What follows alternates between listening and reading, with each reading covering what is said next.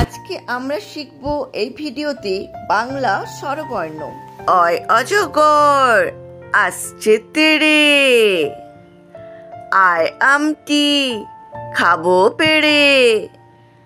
ইঁদুর ছানা ভয়ে মরে,